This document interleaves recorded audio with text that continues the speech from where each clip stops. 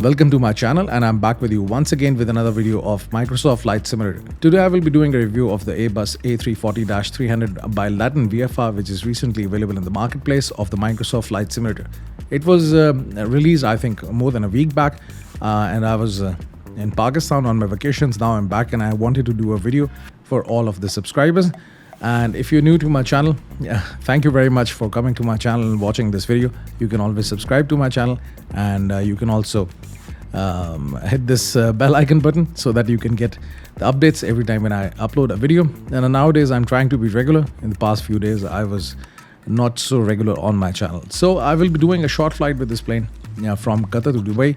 I have been doing 1 or 2 flights with this plane. Everything works perfectly all right. You cannot call it a study level plane, but still it does the job. It can take you from one airport to another, and you can carry out a nice landing. And obviously the ILS is also working, and it also has the capability to populate the sit and start automatically. So with this video we will just keep on exploring all the features this plane has. And a disclaimer, I'm not going to force your purchase decision in this video. The purchase decision is yours, whether you want to buy it or not. I will just give you an overview, a review of the plane from my perspective, because I've seen the videos of other YouTubers who are there on the channel, on their channels, and they have been posting videos for this plane. They have been giving their own, what you can say, advice and the review of this plane. But I will just try to add my experience of flight simulation, and then the decision is all yours. So right now I'm at Hamad International Airport. I will be doing a short flight. So let's turn on the batteries and let's connect the external power. And with this I can turn on the ADRS. That's it. And now you can see there's some power in the plane. The cockpit is just like the Airbus A320neo. The only big difference that I find out is this, that it has got 4 engines. Just kidding. Okay, otherwise it's always the same, and you will not find it so difficult to fly. So if you've been flying the Airbus A320 in the Microsoft Flight Simulator, you will be able to carry out a flight with this plane. The best thing about this plane is this, that it's got an electronic flight bag. It's got many features in it. You can connect your SimBrief account with it. You can also have the Navigraph charts over here. So if you go to the settings, you can set the units of the electronic flight bag, either metric or imperial. Then you have the user ID for your SimBrief account. You cannot enter it over here. There's another interface, another electronic flight bag where you can enter it. Then it automatically fetches the flight plan from the SimBrief, so it's enabled. And if you want to log out, you can also log out, and plus you can also log out from your Navigraph. The panel states are coming on GPU, on APU, ready to taxi, ready to take off. At any time you can press these buttons to get back to the state. I have tried going to ready to take off mode. It just goes to the takeoff mode, but when I want to go back to the cold and dark state, the engine's shut down, but still everything is not disconnected. So you have to, I think, do it yourself. So it doesn't really go back to the cold and dark state. This is one thing that I've observed about this plane. So if you go back over here, charts, you can enter the ICAO code. Let's say if I enter OTHH and I press enter, then I can have the charts, the reference, the arrival, everything, which you can say the star. So they're all there. You can access them. Then if you go back home, flight plan, you can see the flight plan. You can always refresh it. It will pick it up from your SimBrief account. So it has already picked it up from there. 19th May, the time is coming, the date is coming, and plus the time and the air time is coming. And plus you have the load sheet, how much fuel will be burned, how much cargo you have, how much payload you have, zero fuel weight, and block fuel. So you can always sync the plan, you can sync the payload, and you can sync the fuel. And once you sync the fuel, you can see the plane jumping because it gets lighter when the fuel is adjusted. Just to cross-check, if you look at the block fuel, it's 12.8 tons, and zero fuel weight is 162.8 tons. So if I go to the operation flight plan, you can see zero fuel weight 162.8 is coming. So it's very accurate. It just picks up all the information accurately from the sim brief. And plus the block fuel is also coming, and it is just like the operational flight plan you have in the sim brief. You cannot zoom in or zoom out. It's the default view. You cannot change it. And the settings, it just takes you to the same page. Then you can get the META. So let's say if I OTHH, I press enter, I can get the META for the Hamad International Airport in Qatar. Then I can come over here. This is again, will take you to the charts, and over here you get the flight plan for the sim brief. Then you have a checklist. You can go through the checklist, and once checking out any item, you can just click it and it turns green. And better reference, you can always have 1004. So everything is there. The checklist is also there. Then you have the performance calculation for the takeoff. So the aircraft configuration, the gross weight is coming. You can refresh it. It will just refresh the weight. The center of gravity is coming. Flap configuration is coming. Anti-ice, I'll keep it off because I'm not flying in the icing conditions. Air conditioning, I can turn it on during the takeoff. And ECO for the takeoff is OTHH. As soon as I'll enter this airport, it will automatically pick up the runways, and I will be using 16 left for the takeoff. You can see it has already picked up the runway length. The runway heading 158 degrees, runway conditions dry, elevation is coming 4 meters. Then you have the QNH. You can always refresh it. It's 1004, as you have seen it over here. So this is something, a slight disconnect. You always can fix it by clearing it, and then you can enter 1004, press enter, and it's there. And then you can calculate. You can see the flap settings are coming, V1, VR, and V2. The best thing about this plane is this, that once you have your flight plan, your MCDU is all automatically synced with it. So if you press Control 5, you get the view, but I don't know, I'm a bit uncomfortable with this view because I was upgrading my PC. Instead of buying a monitor, a small one, a 34-inch or a 23-inch monitor, I ended up buying a 55-inch television. So, and I'm sitting very near to it, so it gets very difficult. You have to look all the way there. So that's why I always keep the view like this. Few days back, somebody was kind of not happy with the view that I do by zooming in like this. But this is a comfortable view for me because then it's centered in the screen and it's easy for me to look at. Nowadays, I was also planning to go back to a monitor, maybe a 34, 32-inch 4K monitor. Anyhow, this is not the topic of discussion right now. So if you go to the MCDU and you press initialization, you will see that the route is already there. And iris initialization, align on ref, and you can confirm, and it's the alignment is there because you have turned on the ADIRS to nav, so that's why it's there. Then it goes back again to align on ref, but you can just ignore that. Wind, you cannot get the wind information, but cost index you can enter. You can press 80, and the cost index is there. Cruising altitude is also already there, 32,000 feet. And if I go to the next page, which is the edit B page, you will see the zero fuel weight is already there. Zero fuel weight, center of gravity is there, and the block fuel is already coming. Takeoff weight and the landing weight is also coming. And if you go to the flight plan, you will see the flight plan is automatically updated. The SID and the star is already there. So you really don't have to worry about anything else. So the complete flight plan is there. And you can always cycle through the flight plan. You can look at it. So if I go to the plan, I can zoom out and I can see that the complete flight plan is there.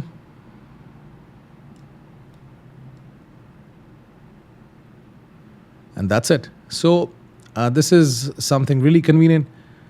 And once you come to the performance, as I've already done the takeoff performance, you can see flap settings 1, V1, VR, and V2 is set.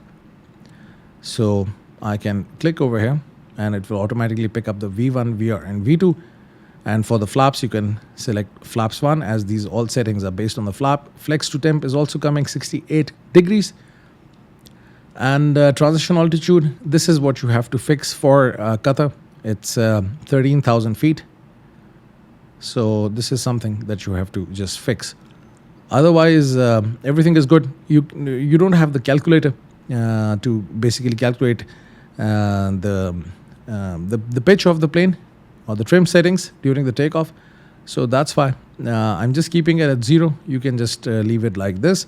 If there was this option available in the performance calculator, then I would have also set the pitch trim during the takeoff. So that's it. It's easy. Next phase, climb, and then the next phase, and then you have the information for the approach. Once I'm near the approach, I will be just doing that. So everything is now good. All you have to do is just start this plane, and the sounds are really good, especially when you start the engines during the taxi. The sounds are really good. For this video, I've actually turned down the sounds because then my sound is not audible, but it is good when you will try it. Okay, so let's now turn on the fuel pumps. So these are the fuel pumps, and it's very simple. It's very easy. As I've told you before, if you've been flying Airbus A320, it will be easy for you to fly this plane. And let's turn on the APU, and let's start the APU.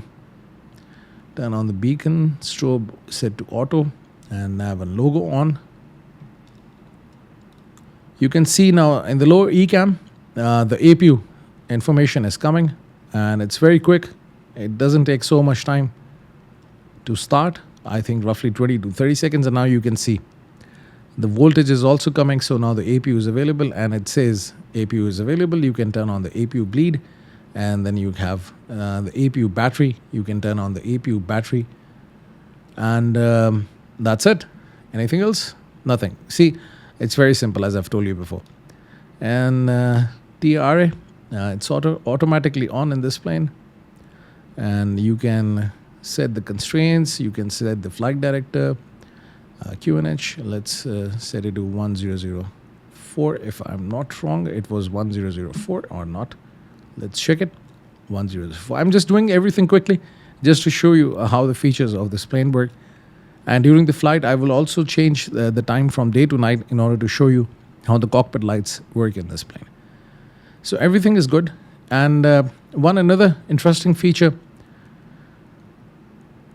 I always forget where it is. Oh, yes, over here. So if you come to this page, you can see the ground services. And you can also set the passengers, how much passengers you need in the business class or the premium or the plus or the economy. And plus you can also adjust the cargo. But I would recommend just keep it like this because it's already calculated. So over here, if you go back, you can see the pushback, disconnect tug, and then the parking brake. So right now you can see the parking brake is engaged. And what happens if I click this? It's off now. And if I press it again, it's engaged again. So it's really good for the pushback. So you can just release the parking brake, and then you can just call for the tug. And you can see this tug is moving. Let's go out and just have a look at it. So you can see this is a very nice and good feature of this plane.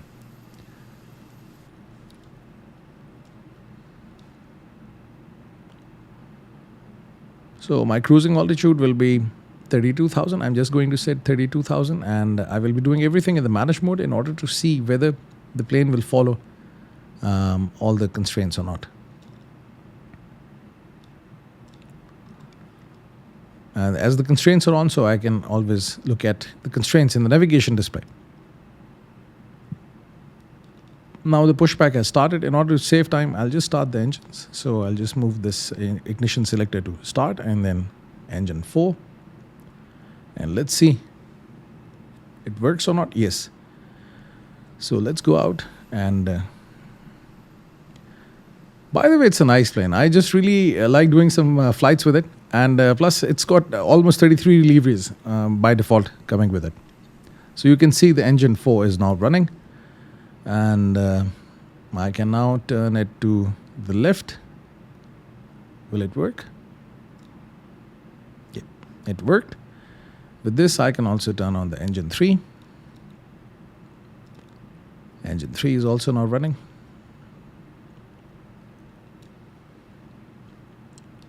It's a big plane.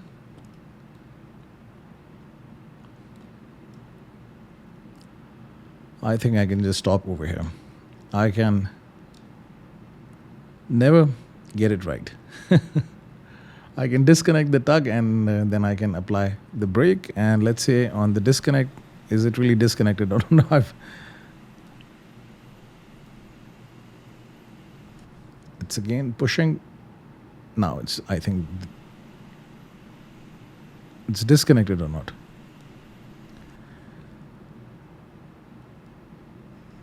I've applied the brake.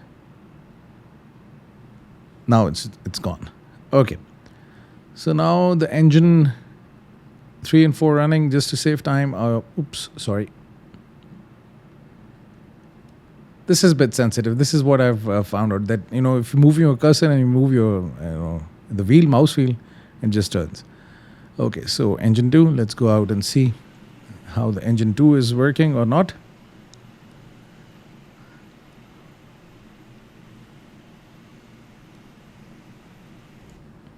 And then I can also get the engine 1.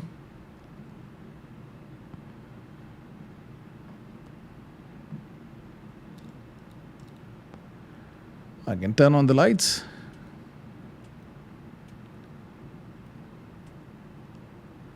That's it. Seatbelt signs on.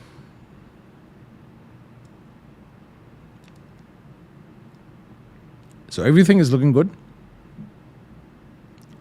You can have these shades for the sun. I think there's also another one over here. Yes, you can also get it over here as well. Great.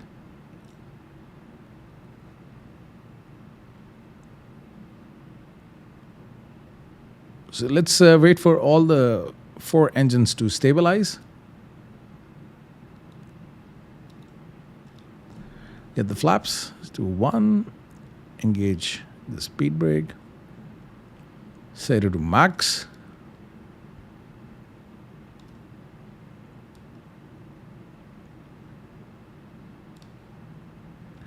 Now all the 4 engines are stable. So I can turn off the APU and APU bleed. So that's it. So the speed is in the manage mode. As you can see, this dot is coming, and plus navigation is also on. Flight director is on. Everything is looking good. So I can now release the parking brake and move this selector to the middle. Give some power. This is what you have to be careful about. A little bit of power, the plane really goes very fast. This is something I've observed about this plane.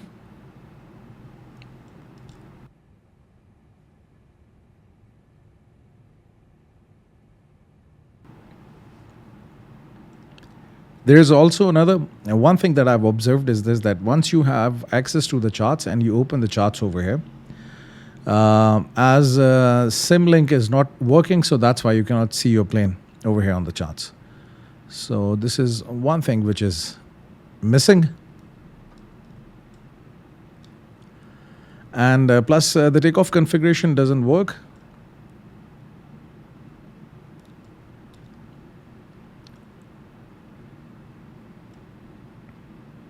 This button, you see, so this is a bit difficult to handle. So you have to practice it a lot. I was actually used to the Airbus A310, which has a very short turn. But for this, you really have to put some effort for this plane because it's a big plane.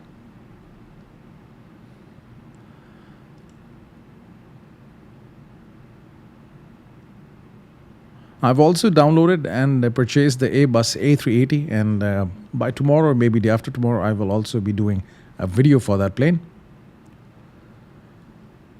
It's actually also not the cockpit of the Airbus A380. Some of the features are really different. But still, if you really want to fly the Airbus A380, like if you are into making those videos in which you just want to show the plane, then it can be a good purchase because it's a decent plane. The MCDU is just like the Airbus A320 MCDU. And it doesn't have an electronic flight bag. You have to do everything yourself. You have to manually enter everything. But this is a good plane. And it looks nice. Not bad. The graphics are a bit washed out. They are not so crisp. Now let's turn on the lights and for the takeoff. And let's take this plane on the runway and take it up in the air. Here you go. 16 lift, and let's give full throttle.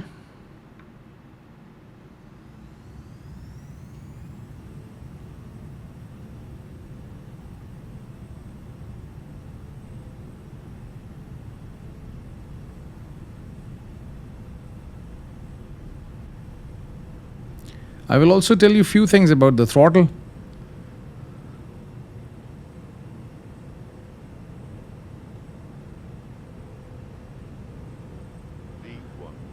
And here you go.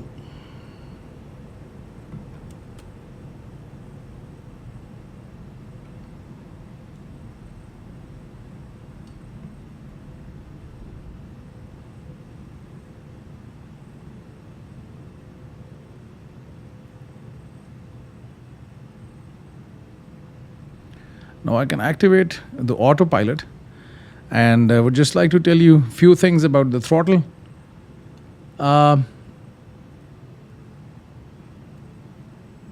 You can see this is working. You can get the climb, you can get the MCD, and you can get the toga. But let me just try it with the TCA quadrant that I have. Actually, there are no settings, so I can only adjust it for engine 1 and 2. If I move the switch to engine 3 and 4, but still I can only do it for engine 1 and 2. So this is something that I've really observed about this plane. But you hear the clicks. And during the takeoff, when I took it to toga, it gave the full power. So maybe you can just keep it at flex to temp or MCD. And the thrust is now set to climb, so you can hear these clicks. Unfortunately, right now in the electronic flight bag, there's no configuration for the throttle or for the thrust. Even for the reverse thrust, I have to use the shortcut keys Control, Shift, and W. I cannot find any settings over here. Even you cannot access the MCDU menu. So maybe in the future, there is some support for the thrust and for the throttle. Maybe you can adjust it. So right now you can see I'm climbing in the manage mode. So the speed is now increasing to 320 knots. And by this point, again, I should have been above 5,000. So it's obviously climbing at a high rate. The vertical speed is really good. So it has crossed 5,000. I can turn off the lights as I'm above 10,000 feet now.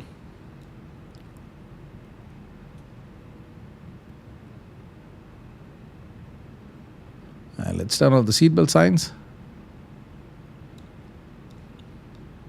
Let's look at the plane from outside. It's really sunny. Nowadays, even in the GCC, nowadays the UV index is really high, and I think it's also coming over here in the Microsoft Flight Simulator. Maybe I can just change the time of the day.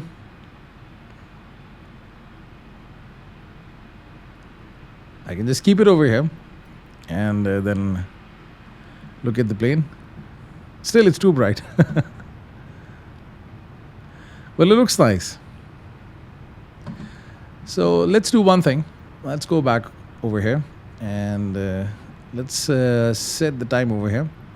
Let's get back in the cockpit and try to get some lights and see how the cockpit looks in the night. Actually, I avoid doing flights in the night because, one or two users, they were not really happy with the night because, things are not really clear. So this is how the cockpit looks in the night.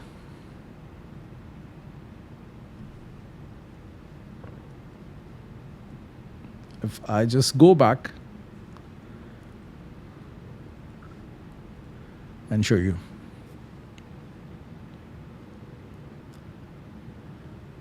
So that's how it looks in the night. And if you turn on this light as well, and it gets brighter. If you turn on the storm, it's bright. So in the night, if you cannot really see, you can always turn on the dome light.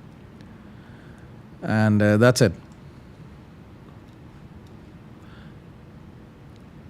I cannot find settings to change the brightness of the screen. If you're flying in the night, it gets a bit bright. I think it was here. If I'm not wrong, you can have these lights, map light, and plus you can have this light as well over here. Let me see if there is any control. You can adjust the brightness of the primary flight display. You can adjust the brightness of the navigation display.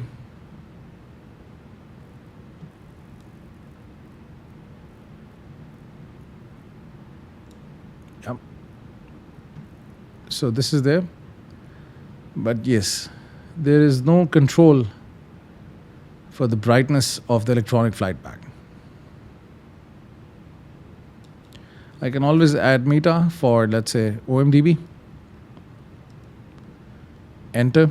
This will actually help me in configuring the plane for the landing. So if I go here, let's change the time to the morning, because things will then get really clear. Or maybe I can just keep it over here. Let's find appropriate light. I think let's keep it over here, 9:35 in the morning. It's now nice. Okay. So I can increase the brightness of the navigation display. That's it. And the primary flight display. Can I also change the brightness over here? Yeah. I can change it. And for the ECAMs, upper ECAM and lower ECAM, yes, I can do that. Great. So let's go to performance, and QNH in Dubai will be 1003, 1003. Temperature is 31 degrees. And wind, you can see 260 knots, 260 degrees, 9 knots.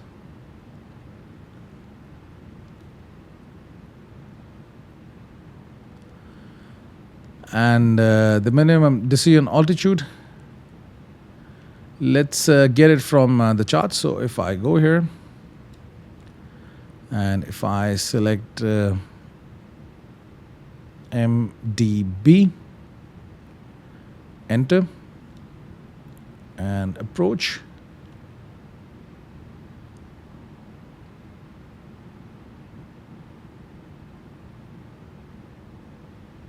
Wow, very strange. 16 lift. OMDB 16 lift? Yes, now it's updated.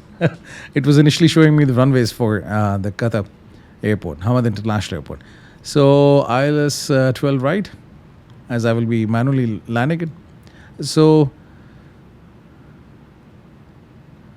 it's 211 decision altitude. So let's enter it over here. So it's good that you can access the charts over here in this plane.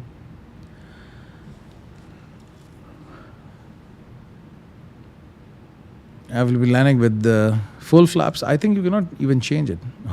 Why?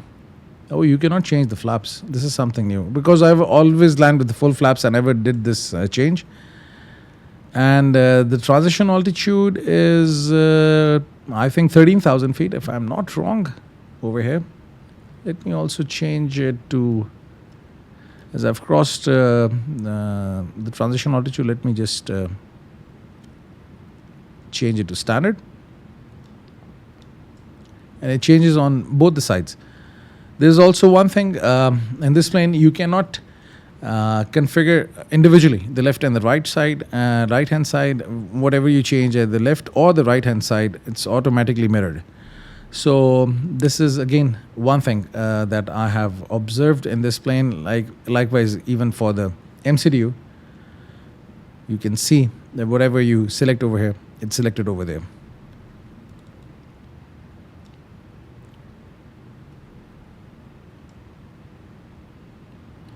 And that's it. No, there is one thing I wanted to set the transition altitude. So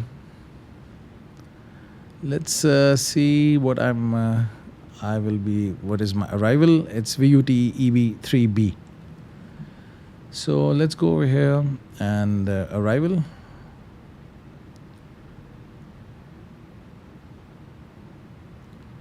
So it's 15,000. So let's enter 15,000 over here.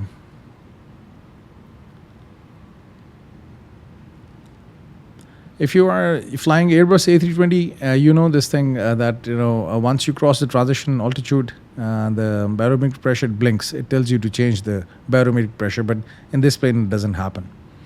Another thing, I was talking about the thrust lever settings. So I've been looking for it a lot. So I didn't get enough time to search this option. But if you know how to do this, you can always use the comment section to give me your feedback.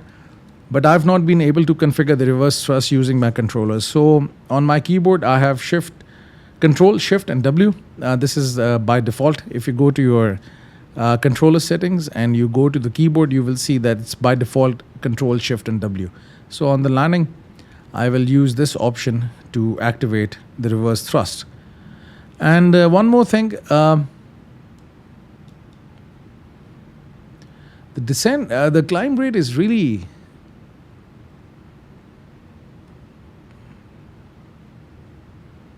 by this point I will be at 32,000 feet, and this is my top of descent. So I've been climbing up to 32,000 feet using 787 and 310. So there's another thing that I've observed is this, that the climb rate is really low. What I can do is this. I can use the vertical speed. Let's see if it works. If I set it to, let's say, 1,800, will it really work? But the speed is highly compromised. What if I change the speed and I move it to 280?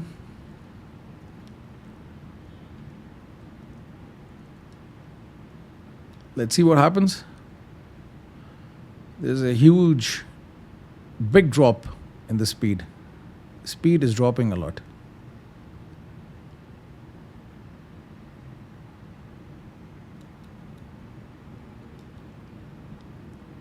Let's see. So now you can see the stop of climb, the way it comes, it's a bit strange. It's not a very clear arrow.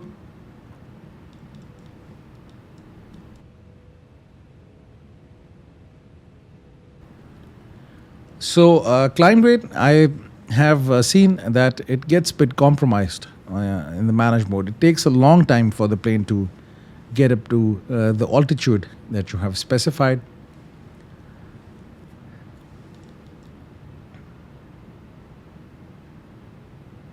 So anyhow, this was actually a review flight, and it's not a tutorial, although I will be doing a tutorial for this plane.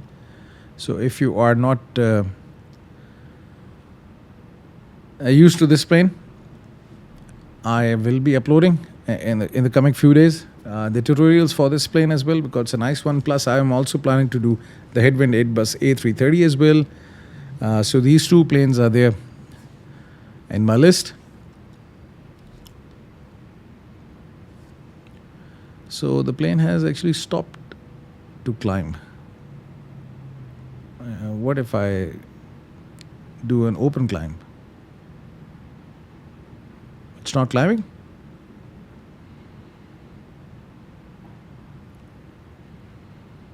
Very strange. I think it's getting up to the speed, that's why. Let's wait.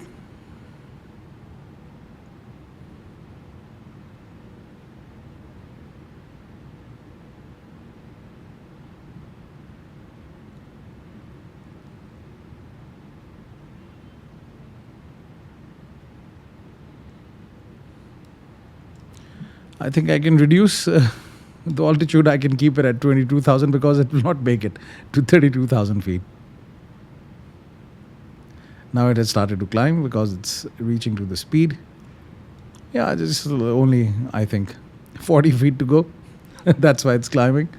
Otherwise, this is the top of descent. I will be descending to 3,000 because this is the altitude I should be at the initial approach fix. So let's keep it at 3,000.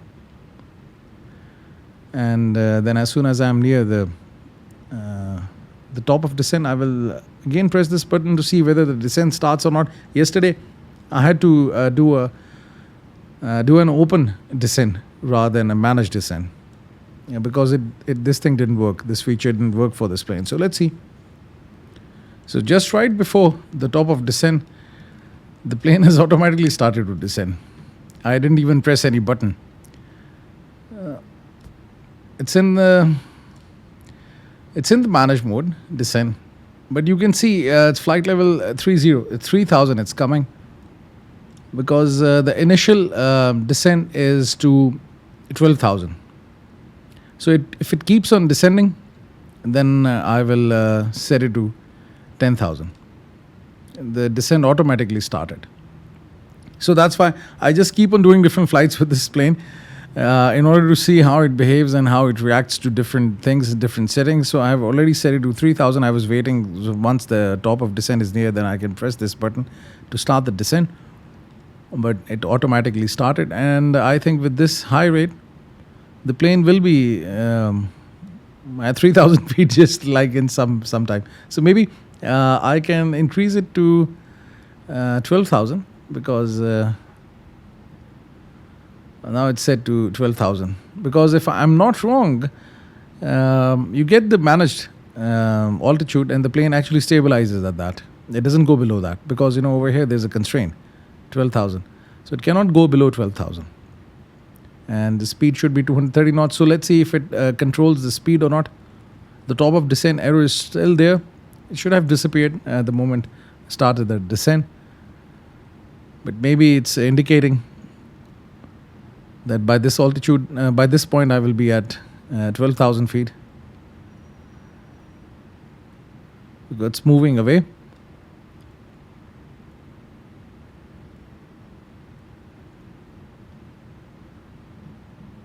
So maybe after doing 4 or 5 more flights with this plane, I will try to understand the behavior, how it's behaving. The slide is on. I turned it on. Let's turn it off. Even floodlights are not even required.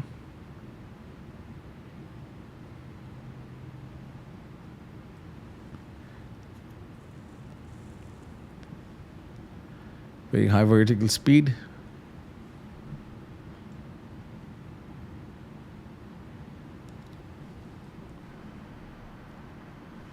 Looks nice from outside. I'm using the default livery for the Airbus A340-300.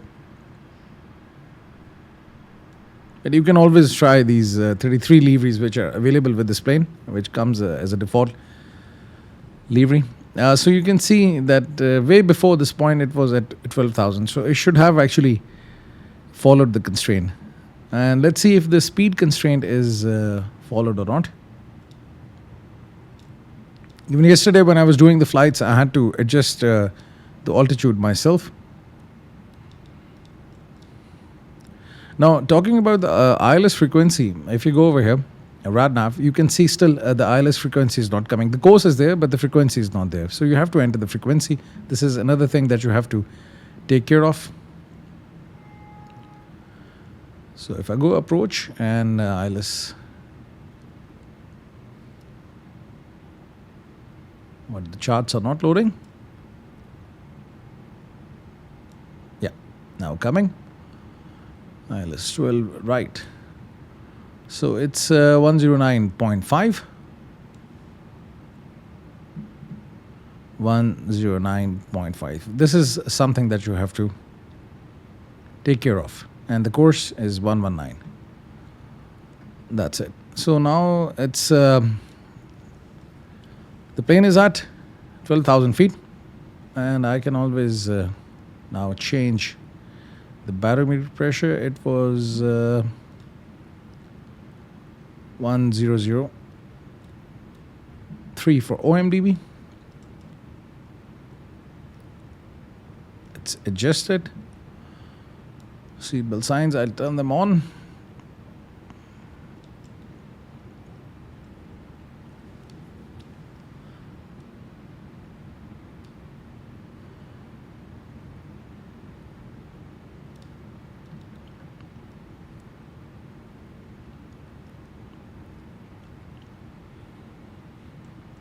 So let's wait for it. Let's see if the speed reduces or not. Otherwise, I also have to adjust the speed myself. As now you can see that the waypoint VTIB at which the speed should have been at 230, the plane is still at 320. I think maybe it's reading it the inverted way. So I can always take it out and reduce the speed.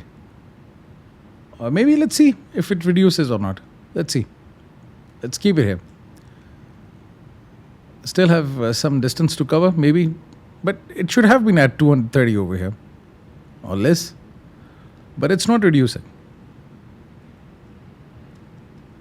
So the manage mode is not really effective for this plane.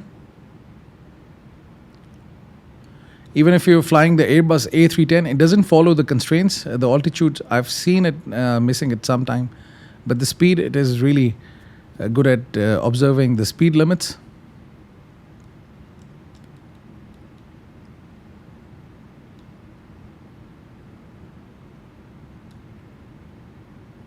No, the speed is not reducing.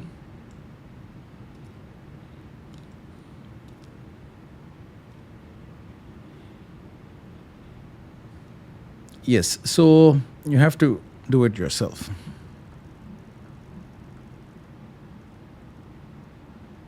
Because you don't want to miss any turns during the arrival and then approach. Then again, further there is a descent to 10,000.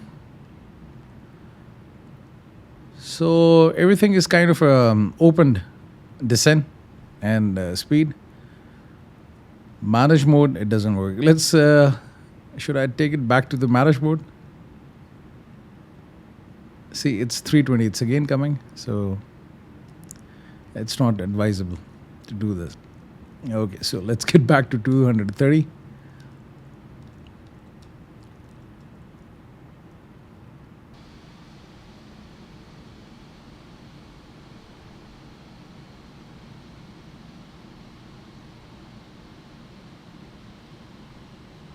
Now as I'm near the final approach, or rather the initial approach, VRAC, I should be 3,000 above, but at this point it's coming as 6,000 above, so I will not start the descent. But let's turn on the ILS so that you can see the ILS indicators, the horizontal and the vertical one on the primary flight display. So everything is good. The lights are on, seatbelt signs are on. I've got flaps at position 1. You can see the ILS information is coming, IDBE 109.50, distance is coming, 18.4. So there are a few things that I just wanted to conclude before I land the plane. Number one, you have to find out a way in order to configure your controllers especially for the reverse thrust, and plus to sync it with the TCA quadrant if you're using the thrust master TCA quadrant. So you should know how to configure that, because it's right now only letting me operate engine 1 and 2, but not 3 and 4. Yesterday I thought I've changed the throttles, but there was a fuel imbalance, because 1 and 2 were in the climb mode and 3 and 4 were in the full power. So this is one thing. A second thing which I've observed is that as there is no settings for the trim during the takeoff, so that's why when I was taking off in this flight, you must have observed that during the takeoff the plane was actually lifting up before I pulled back on the stick. So this is another thing that I've observed. The third thing, again, the reverse thrust is not there. It's a bit uneasy to do it because I'm a left-handed guy. So I use this Airbus controller by the Thrustmaster with my left hand. But now today I have to do the landing with my right hand because I will be pressing Control, Shift, and W. I don't want to change the default settings because then it gets very tricky. Your settings get messed up, and when you get time from the office to make videos, you spend most of the time in configuring the simulator rather than recording a video. So that's why I refrain from doing so many changes in the simulator. So this is another thing that I've observed. Otherwise, everything is working fine. Cockpit can be a bit nicer. And there are also, the graphics in the cabin. They also have some issue. The seats at times are out of the body of the plane. So anyhow, if you are just if you really want to enjoy some long haul flights with this plane, you can do that.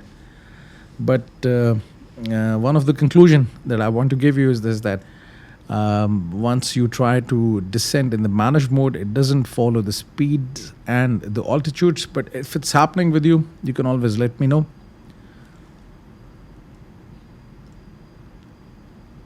Category 3 is coming.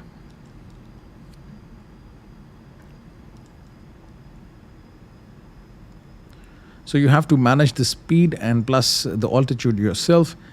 Then at the transition altitudes, there's no indication to change the barometric pressure. If you just keep on flying in the given barometric pressure, there will be no impact on the flight. It just keeps on flying.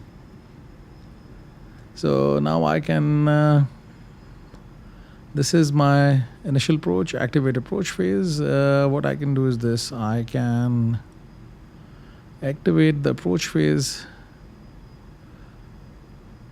Let's first of all start. Oops, it's not 2000, it's 3000. Let's wait for it.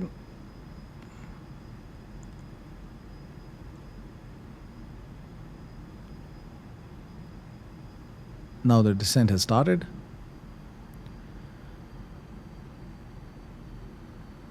I can further reduce the speed.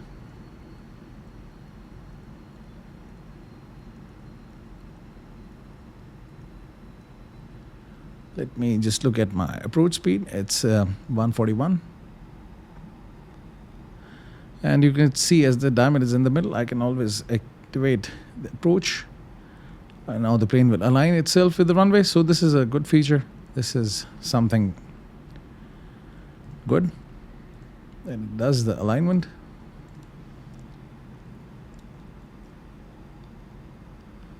Now the descent has started, so I can further extend the flaps.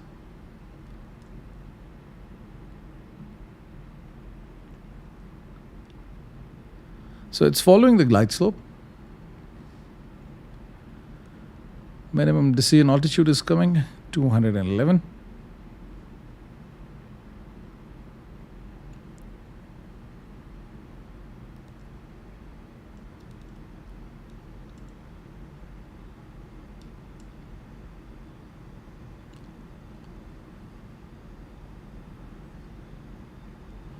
You see the localizer and the glide slope coming in the flight mode enunciator, FMA. So it's also there. Speed brakes on, seatbelt signs on, no smoking sign on, auto brake set to medium.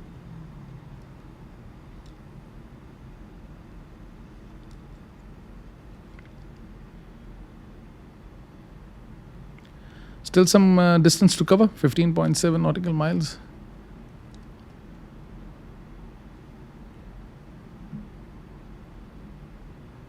By the way, this is what I forgot to tell you. You get this checklist over here as well. So you can just go through this checklist.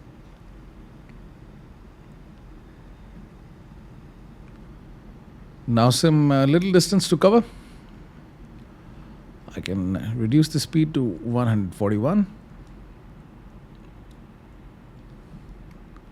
Extend the flaps. Lower the gears. 2,500.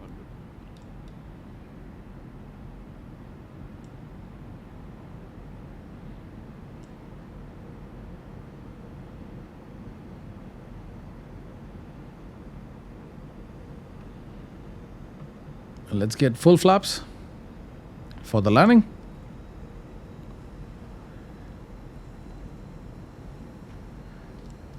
So I will be landing with my right hand and left hand on Control, Shift and W, just in order to make sure that the reverse thrust is active. So if there is any issue in the landing, kindly excuse me for that. I'm just telling you in advance. Let me adjust the height. So just near the runway, I will just deactivate the autopilot. I'll just try to land it myself. One of the challenges I give to myself, because initially I was very bad at landings. Now, after flying for some time, landings are now good. Initially, I also had a Logitech controller. It was very old. I used it for almost like 6-7 years. So currently, I just started to use slightly higher than the glide slope. You can see, although it should descend anyhow, I can just deactivate the autopilot. Now you can see this diamond is going below, so it means it's high. As you can see, all the papi lights are white, so I have to take the matters in my own hand.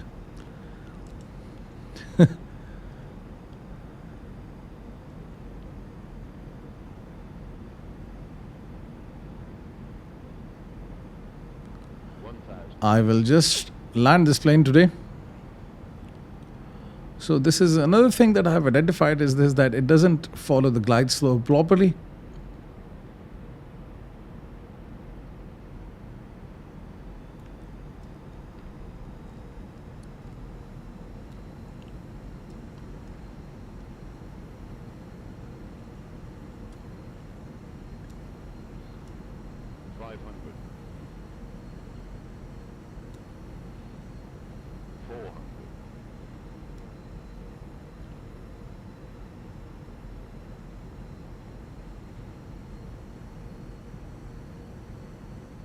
Above.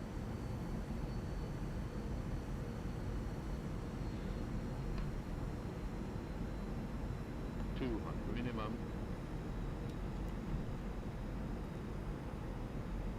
100. 50. 40. 30. 10. Retard. Oops.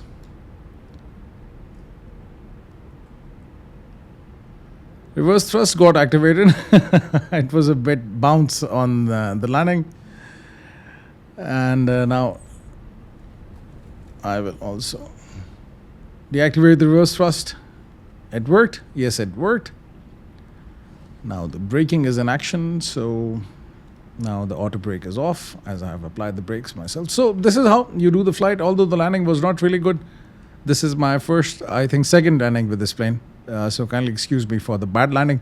Anyhow, this video was not about how to land the plane, rather than just talk about the features of this plane.